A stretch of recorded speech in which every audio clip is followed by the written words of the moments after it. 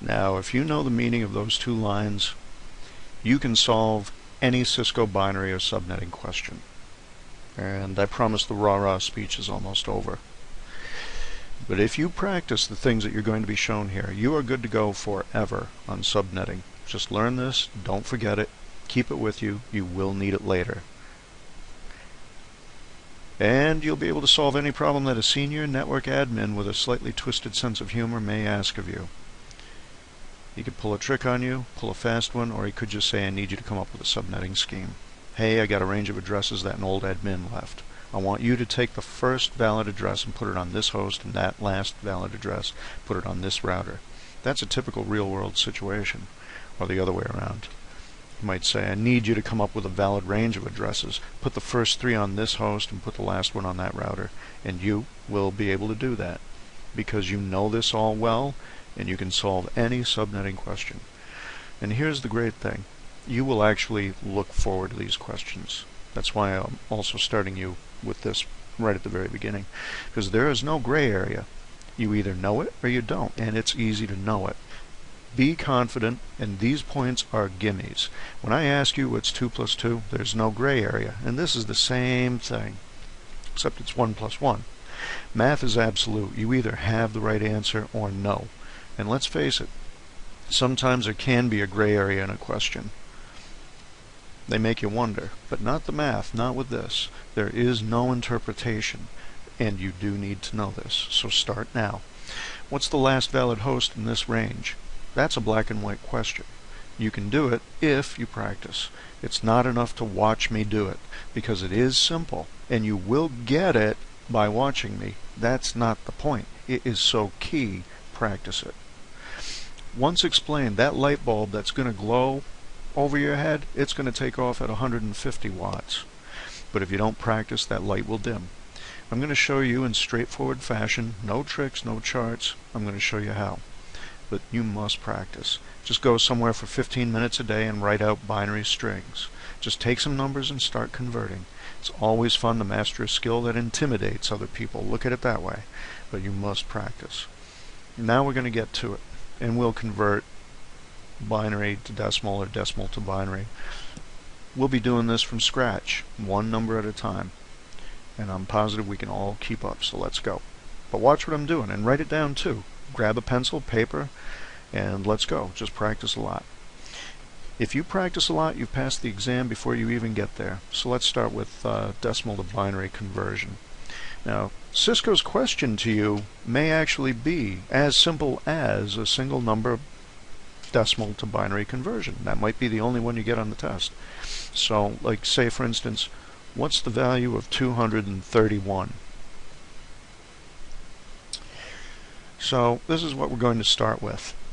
Remember that doubling thing? I asked you if you could double 1 7 times. Let's do this. Every time you do this, start out with 128,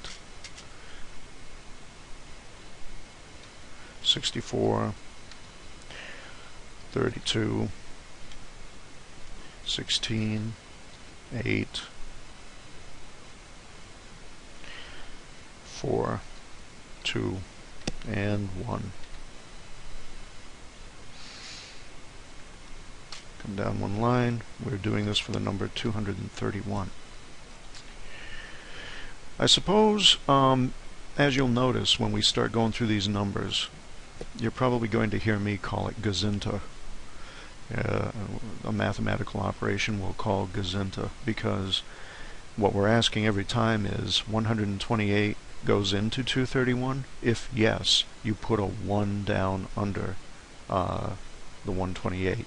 Because what you're doing is seeing how many times that number will go into the original number. 64 goes into 103, and so on and so forth. Watch. As follows. We're asking, does 128 go into 231? Yes, it does. 1 time. And what that does is that actually leaves a remainder of 103.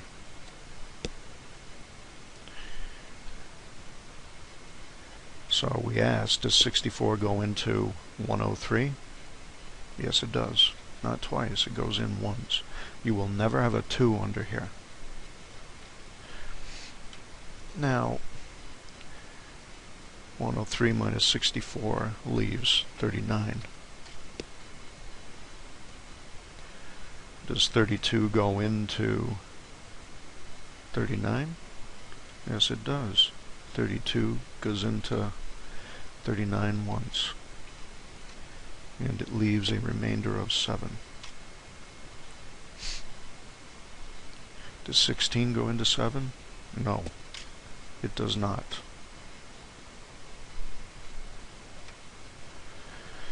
So you carry the 7.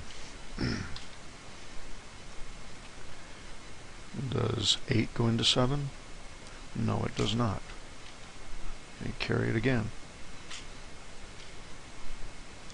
Does 4 go into 7?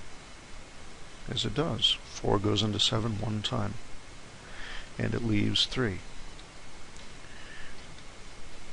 2 goes into 3?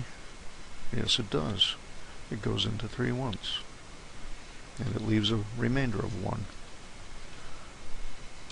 1 goes into 1? Absolutely. And it leaves, and this is what you want every time. Every time you do this, you must have a final remainder of 0. If you do not, you must check your work. But if you notice here, these numbers in the middle, these numbers on the middle line, that's your heavy-duty binary number. You just converted your first decimal to a binary. Now let me just summarize it.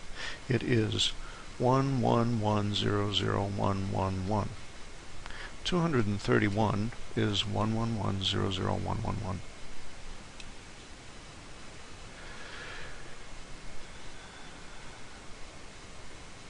Now this is the kind of thing that you can actually practice anytime. Just take any number and convert it to binary. Just write it out. Go ahead and do that 128, 64, 32 thing, and just find out how many times each one of those numbers goes into the original number that you're breaking down into binary. Easy, right? Now let's do number 123. Just, let's see, start out with our number sequence, 128, tab 64, tab 32, 16, 8, 4, 2, and 1. The number is 123.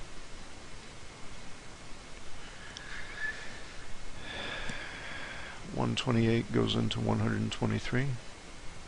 Impossible. So you have 123 that you're carrying. 64 goes into 123? Yes, it does. If you double it, it's 128, so you know it only goes into it once. And it leaves a remainder of 59. Now 32 goes into 59? Absolutely it does, once. And it leaves a remainder of 27. 16 goes into 27? Yes, it does. Once, of course. And it leaves a remainder of 11. 8 goes into 11? Once. Quite neatly. Leaves a remainder of 3. 4 goes into 3? It does not. Carry the 3. 2 goes into 3? Yes. Leaves a 1. 1 goes into 1? Yes, it does. You have your 0 remainder. And there's your binary string.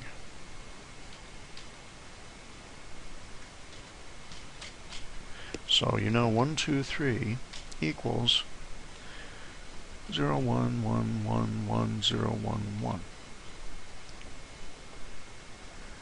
Now you notice I'm doing, the reason we do 7 duplications of the number 1 is we're handling 8-bit numbers. As you notice, we're writing down 8 bits. 1, 2, 3, 4, 5, 6, 7, 8 numbers are in 0, 1, 1, 1, 1, 0, 1, 1. Now, was that traumatizing? I don't think so. What you're after is to absolutely have this as a second nature reflex. If I asked you what's 7 minus 6, you could tell me instantly it's 1. And you should be like that with basic binary. You want to be that good with binary, especially if you're a network admin. Where you start to recognize binary numbers, and trust me, you're going to, believe me, you'll see. Today, in fact, you're going to start recognizing the value of binary octets, because you often see the same numbers over and over. Trust me. It'll grow familiar quickly. Watch. A couple of things to watch out for, though, speaking of that, is you can, like I said, you can never have 2 when you're doing the math here. It'll never go in 2 times. You want it 1 time, just 1. And the remainder, when you are done, will always be 0. Always. Let's see. One more. What if you were given the number 192?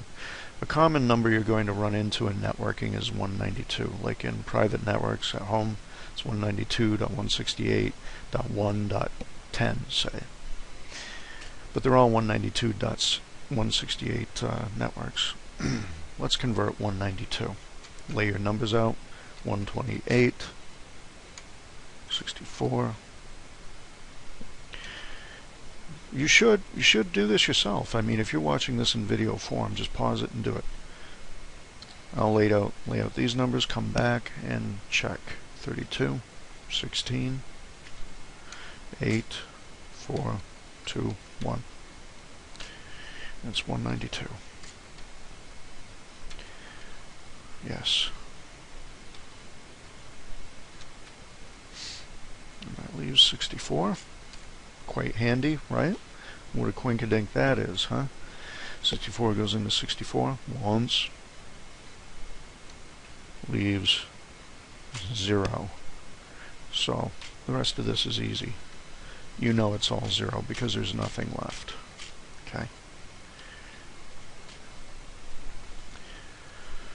So 192 in binary is 1, 1, 1, 2, 3, 4, 5, 6. See how easy that is? One way or another, you're going to have a 0 at the end of it all. If you don't, check your work. You may be given a problem where you're converting, say, a whole IP address now. Say it's 210.1.10.14. You want to be careful. If you're given this on, say, a multiple choice, this is one of those things where you'll actually maybe get the work right, and you may just make a simple mistake. You'll see several other binary strings, one right next to the other, and they all tend to look very similar, of course. So this is just checking to see if you are astute enough to pay close attention to what you're simply looking at. Don't mess that up.